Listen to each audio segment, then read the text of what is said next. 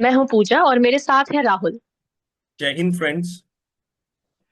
तो आज हम एक बहुत ही इम्पोर्टेंट टॉपिक पर बात करने वाले हैं जो सीधे हमारी जनरेशन से जुड़ा हुआ है। तो आज हम डिस्कस करेंगे एशियन स्प्रिंग के बारे में। तो ये एक ऐसी वेव ऑफ प्रोटेस्ट है जो पूरे एशिया में जेंजीज यानी हमारे जैसे यंग लोगों ने ही शुरू की है। तो अब हम देखते हैं एशियन स्प्रिंग है क्या असल में। बेसिकली ये एक न्यू वेव है प्रोटेस्ट की जो कि जेंजीज ने शुरू की है बहुत सारे एशियन नेशन में। इसका मेन एम क्या रहता है कि डेमोक्रेटिक एस्पिरेशंस को आगे बढ़ाना, जैसे कि डेमोक्रेसी, जस्टिस और बेसिक जो ह्यूमन राइट्स हैं उनकी डिमांड करते हैं। इसमें सबसे खास बात यह है कि जो प्रोटेस्ट हैं वो अलग अलग कंट्रीज में एक ही समय पर ही चल रहे हैं, जो कि इसे एक क्रॉस बॉर्डर फिनोमिना भी बनाते हैं। जैसे कि पहले अरब स्प्रिंग हुआ था, लेकिन अभी ये जो एशियन स्प्रिंग है, ये बेसिकली जेंजीज ड्रिवन है। तो इसको समझना बहुत जरूरी हो जाता है। बिल्कुल, अगर हम इसके ट्रिगर्स देखें कि ये एशियन अपराइजिंग हो क्यों रही है, हमारा एशियन रीजन क्यों इम्पेक्ट हो रहा है, बाकी कंट्रीज क्यों नहीं इम्पेक्ट हो रहा है, यूरोपियन कंट्रीज हैं, अमेरिकन कॉन्टिनेंट है, वहां पर क्यों नहीं? बांग्लादेश हुआ, श्रीलंका हुआ। अब देखो ना, श्रीलंका के अंदर खाने तक का क्राइसिस आ गया था। कहाँ गया गवर्नमेंट की पॉलिसी, कहाँ गया सारा पैसा? कि उनका फोरेक्स ही खत्म हो गया, श्रीलंका का, पाकिस्तान का, बांग्लादेश का। तो गवर्नेंस बहुत बड़ा क्राइसिस है कि वहां पर करप्शन की वजह से बहुत ही सरकार टॉपल हो जा रही है और इकोनॉमिक इनइक्वालिटी बढ़ती जा रही है। देखो ना, ऑक्सफैम रिपोर्ट की अगर हम बात करें तो ग्लोबली टॉप 1% पीपल जो ओन करते हैं 45% of the global wealth they own.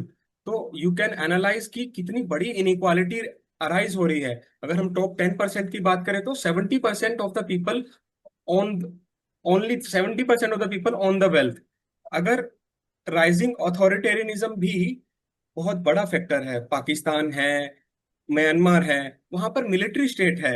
Military state की वजह से बार बार जो है डेमोक्रेसी के साथ एक खींचातानी हमें देखने को मिलती है। हमने पाकिस्तान में देखा है ये सब चीजें।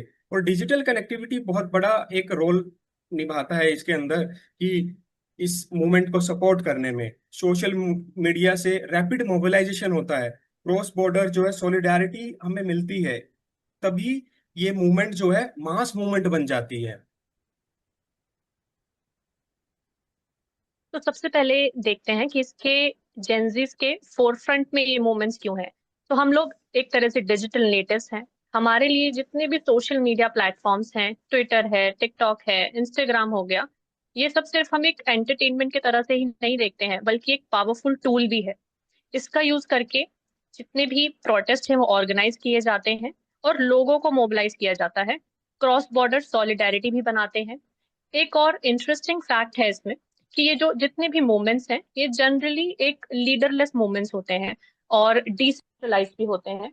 इसका मतलब ये है कि एक लीडर को टारगेट करके गवर्नमेंट इन प्रोटेस्ट को दबाने में कामयाब नहीं हो पाती है।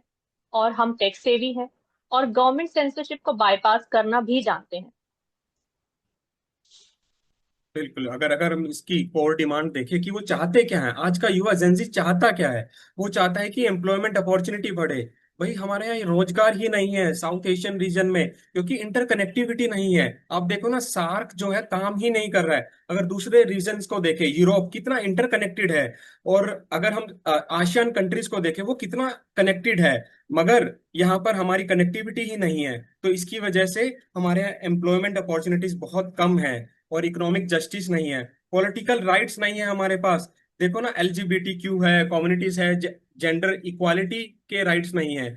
और अगर हम डेमोक्रेटिक गवर्नेंस की बात करें, वो भी एक डेमोक्रेसी जो है फालेसी में चली गई है। पाकिस्तान में क्या कोई डेमोक्रेटिक गवर्नमेंट है? नाम नाम की कहने को डेमोक्रेटिक गवर्नमेंट कही जाती है, वरना वो मिलिट्री स्टेट ही कहा जाता है एक तरह से। और अगर हम केस स्टडी की बात करें, डिफरेंट केस स्टडी जो हमारे साउथ एशियन रीजन में दिखती है हमें, जैसे अगर इंडिया है, इंडिया के चारों तरफ जो है थाईलैंड है, म्यांमार है, और बांग्लादेश है, नेपाल है, श्रीलंका है, बहुत सारी केस स्टडीज हैं। अगर हम थाईलैंड की बात करें तो वहां पर मोनार्की रिजीम है। 2020 में बहुत बड़ी अपराइजिंग देखी गई थी थाईलैंड के अंदर कि मोनार्की के खिलाफ, ताकि वहां पर डेमोक्रेसी लाई जा सके। अगर म्यांमार की बात करें, म्यांमार में 2021 में हमने बहुत बड़ा कूप देखा कि डेमोक्रेटिक इलेक्ट्रिक गवर्नमेंट एंग सैन सू की गवर्नमेंट को मिलिट्री ने टेक ओवर कर लिया। तो डेमोक्रेसी कहाँ की रह गई उस केस में। तो इनकी इन सब चीजों की वजह से अपराइजिंग हो रही है। अगर हांगकांग की बात करें, हांगकांग में वैसे तो एक वन चाइना पॉलिसी के अंडर आता है, और उस वन चाइना पॉलिसी के अंदर ताइवान है, हांगकांग है, ये सब चाइना का ही हिस्सा है। मगर ताइवान और हांगकांग जो है स्लाइटली डेमोक्रेटिक है, तो अपने आप को वो डिफेंड नहीं कर पाते हैं, क्योंकि चाइना एक ऑथोरिटेरियन रिजीम उनके ऊपर बहुत बड़ा कंट्रोल करता है। और जैसे 2020 में जो लेजिस्लेशन आया था, नेशनल सिक्योरिटी लॉ, जिसने हांगकांग को एक तरह से पूरी तरह इंटीग्रेट कर दिया था चाइना के साथ, तो उसकी वजह से भी बहुत बड़ा प्रोटेस्ट देखने को मिला। अगर हम पाकिस्तान की बात करें, तो पाकिस्तान में स्टूडेंट जो है एक्टिविज्म, अब पाकिस्तान में देखो ना दोस्तों, वहां पर एक तरह से मिलिट्री रूल कर रही है। इमरान खान की गवर्नमेंट, जो कि एक डेमोक्रेटिक इलेक्टेड गवर्नमेंट थी, उसको मिलिट्री ने कू कर लिया। तो वहां पर बहुत सारे प्रोटेस्ट देखने को मिलते हैं हमें अभी भी। सिविल सोसाइटी का वहां पर बहुत ही बड़ा, इनफैक्ट पाकिस्तान के अंदर अगर हम बात करें, तो रिलीजियस फैक्टर बहुत बड़ा आ जाता है। जो माइनॉरिटीज हिंदू कम्युनिटीज हैं, जैन कम्युनिटी है, या फिर बुद्धिस्ट कम्युनिटीज है, स्पेशली सिख भी जो है बहुत ज्यादा सफर करते हैं। तो ये भी एक बहुत बड़ा रीजन है वहां पर डेमोक्रेसी का गिरना हमारे यहाँ साउथ एशियन रीजन में। एशियन स्प्रिंग के कुछ फीचर्स हैं, बहुत ही कोर फीचर्स हैं, जैसे कि यूथ लेड लीडरशिप है, यूथ सेंट्रिक लीडरशिप है। जैसे कि जितने भी जो मूवमेंट्स हैं जेनजीज के द्वारा जो ऑर्गेनाइज किए जाते हैं, उनका एक बहुत ही फ्रेश पर्सपेक्टिव रहता है डेमोक्रेसी के लिए और गवर्नेंस के लिए भी। और एक टेक्नोलॉजी ड्रिवन मोबिलाइजेशन है, जैसे कि जितने भी इंक्रिप्टेड मैसेजेस हैं सोशल मीडिया प्लेटफॉर्म्स के थ्रू, व्हाट्सएप, इंस्टाग्राम, तो इनमें एक कोऑर्डिनेशन बिठाया जाता है, ग्रुप्स बनाए जाते हैं। तो इस तरह से ऑर्गेनाइज किया जाता है जितने भी प्रोटेस्ट रहते हैं। डिसेंट्रलाइज्ड ऑर्गेनाइजेशन है, leaderless movements restrain to traditional suppression tactics. जैसे कि पहले हुआ करता था कि कोई भी एक लीडर है वो सामने आ रहा है तो उसको अरेस्ट कर लिया गया, मूवमेंट अपने आप सप्रेस हो जाता था। लेकिन अब ऐसा है, कोई लीडर ही नहीं है, डिसेंट्रलाइज है हर चीज। तो इसमें कोई लीडर सामने नहीं आता और मूवमेंट इजीली सप्रेस नहीं किया जा सकता गवर्नमेंट के थ्रू। तो और क्रॉस बॉर्डर सॉलिडारिटी है, म्यूचुअल सपोर्ट है, नेशनल जितने भी बाउंड्रीज रहती हैं नेशंस की, जैसे कि नेपाल में उसके जो बाउंड्रीज नेशंस हैं, जैसे कि आपके भूटान हो गया, इंडिया हो गया, यहाँ से जितने भी जेनजीज हैं उनका भी सपोर्ट मिलता है उनको ऑनलाइन तरीकों से। बिल्कुल, अगर रीजनल जियोपॉलिटिकल के इम्प्लीकेशंस की बात करें, कि वहां पर रीजनल इम्प्लीकेशंस क्या हो रहे हैं इन प्रोटेस्ट के कारण, उनकी पॉलिटिकल इंस्टेबिलिटी कैसे बढ़ रही है। अगर authoritarian government facing unprecedented challenges, अब हुआ क्या ना पाकिस्तान के अंदर और उसके अंदर नेपाल के अंदर, कि भाई अथॉरिटेरियन रिजीम दिखा ना कम्युनिस्ट का, तो जेनजी ने उसको चैलेंज कर दिया। और नेशनलिज्म रिस्पॉन्स, अब कोई भी इंटरनेशनल एजेंसी किसी को, नेपाल के प्रोटेस्ट को चैलेंज नहीं कर रही है, वो उसको सही मान रही है, क्योंकि वहां के पीपल ने वो जो है प्रोटेस्ट चालू किया था। Government using nationalist rhetoric to counter pro democracy movement. अब अथॉरिटेरियन रिजीम जो है, जैसे म्यांमार की रिजीम है, वहां पर जो है वो लोग नेशनलिस्ट रिटोरिक चालू कर देते हैं ताकि डेमोक्रेसी मूवमेंट को दबाया जा सके। शिफ्टिंग पावर डायनामिक्स, अब इन प्रोटेस्ट की वजह से इनका जो इम्प्लीकेशंस है कि पावर डायनामिक्स शिफ्ट हो रहा है। Traditional alliances and regional partnerships under strain from domestic upheavals. अब जैसे सपोज करो कि सार्क जैसी एक ऑर्गेनाइजेशन थी, अब सार्क अगर काम नहीं कर रहा है, बिकॉज क्योंकि ये रीजन ही बहुत बड़ा इंटीग्रेटेड नहीं है, क्योंकि रीजन के अंदर पॉलिटिकल स्ट्रेंथन नहीं है, पॉलिटिकल यूनिटी है ही नहीं हमारे एशियन रीजन में। तो इसकी वजह से पावर डायनेमिक्स भी चेंज हो जाता है हमारा। तो अब इन सभी चीजों से इंडिया में क्या असर पड़ेगा। तो जैसे कि रीजनल पावर है इंडिया, इंडिया को मैनेज करने होंगे उसके रिलेशंस अपने नेबर्स के साथ, जिससे कि पॉलिटिकल इंस्टेबिलिटी जो भी फेस हो रही है वो ना करनी पड़े। और सार्क के डायनामिक्स, सार्क रीजनल ऑर्गेनाइजेशन है, जैसे कि बिम्स्टेक है, तो बिम्स्टेक को और स्ट्रेंथन करना होगा और सार्क में भी इसका फर्क पड़ेगा। और म्यांमार जैसे जितने भी एरियाज हैं वहां से रिफ्यूजीज का इन्फ्लक्स है, जैसे कि आपके रोहिंग्या रिफ्यूजीज हो गए।